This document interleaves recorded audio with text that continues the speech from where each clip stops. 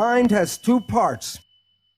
The subconscious mind is the original brain, and it can process 40 million bits of data from the environment every second. The mind is very powerful and very fast, but it's totally habitual. It's not creative. It can only play back what it learns. In evolution, the front part of the brain, the prefrontal cortex, gives rise to consciousness. It's a small piece of the brain that is consciousness. Self or consciousness is an add-on option, and most people don't exercise the option. But note, it can process only about 40 bits of data per second. The subconscious mind is 1 million times more powerful. While the subconscious mind is fast, the conscious mind is slow at processing. That's why when you're in an emergency or stress, you operate from this one because it can operate fast and handle lots of data. But the difference between the two is this is habitual. It is the conscious mind that is creative and can generate free will. Recently, neuroscientists are talking about how your unconscious really shapes your life, your decisions. What they say, according to cognitive neuroscientists, we are conscious of only about 5% of our cognitive activity. So what this means is every day, and 5% is high. They say that most people, 1% of their day is in the conscious mind. So every day, you create only from your creation mind, your conscious mind, only about 1% of what is going on in your life. And therefore, 95 to 99% of your life comes from your programming in your subconscious mind. So what this means is maybe you were the child in the store and your parents said you do not deserve. 95% of the day, you will sabotage your life to make sure you do not deserve. And the reason why is the subconscious job is to create reality out of the program. And so therefore, if you have negative programming, 95% of the day, you will create that negative experience in your life. Now, here's the problem. The conscious mind and the subconscious mind work together. So whatever the conscious mind focuses on, it can control, but what it's not focusing on, the subconscious mind controls. So most of our day, we are thinking about the future or thinking about the past. That's with the conscious mind. So if the conscious mind's not paying attention to right now, then everything you're doing during the day is being run by the program that you got. But the problem is, because your mind is not, the conscious mind's not paying attention, then it does not see the program being played by the subconscious mind. I'll give an example. When you first got you in the car with a driver permit, you didn't know how to drive a car.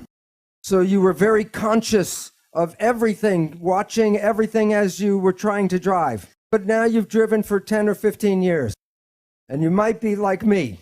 I can have a passenger in the car, and my conscious mind will be in a conversation, and I'm driving 10 minutes, and then I look out the window, and I realize I didn't pay attention for the last 10 minutes. Did anybody else do this besides me?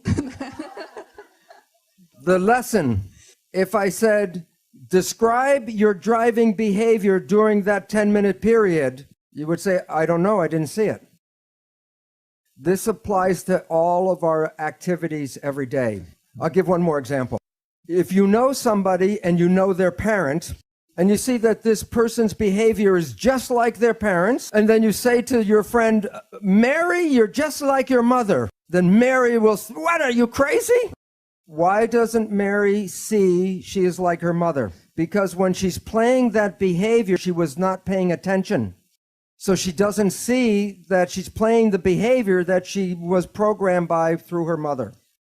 So most of every day, you are not playing programs that you personally want. You're playing programs that you got from other people. but you didn't see those programs.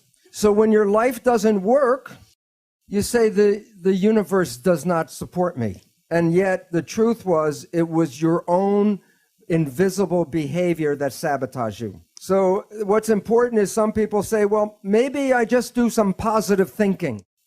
Which mind does the positive thinking, conscious or subconscious? The conscious mind, which works at 5% a day with a 40-bit processor. And when you're doing your consciousness, are you paying attention to what's going on? Who's running the show? The experiential programs from the subconscious mind, and that is 95% of the day with 40 million bit processor. Does positive thinking work? Do the math. And the issue is that it's very difficult to take a small processor and overpower the large processor. And you have to use what is called willpower with the emphasis on power to override. Now, here is the second catch, or the second problem. The subconscious mind is like a recorder tape player. It records an experience, and then when you push the button, it plays the experience back. I don't know if they say it here, but sometimes we say, somebody says, he pushed my buttons. Push the tape and the behavior plays.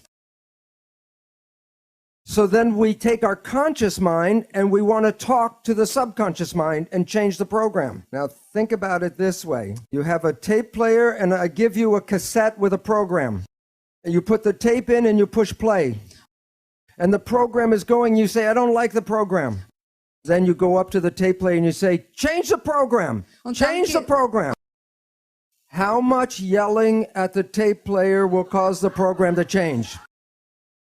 First we talk, then we yell, then we get mad, then we ask God to change the tape. The issue is the tape will not change by doing that, but there are ways to change the program if you know how to push the record button.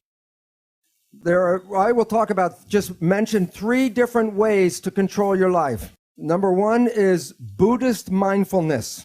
And what that means is, if you are conscious and pay attention, then you don't play the tape. And I bet everyone in this room has experienced a time in their life where you did this, and it was one of the most special periods of your entire life. It was the day that you met your special partner or the person you fell in love with. If you think back to the period where you really had your first big love affair, I bet you were happier and healthier than you ever were, even from the day before you met them. And I call this the honeymoon period. Why was your life and your honeymoon so beautiful? I'll give an example. The day before you meet this person, how long did it take you to get dressed?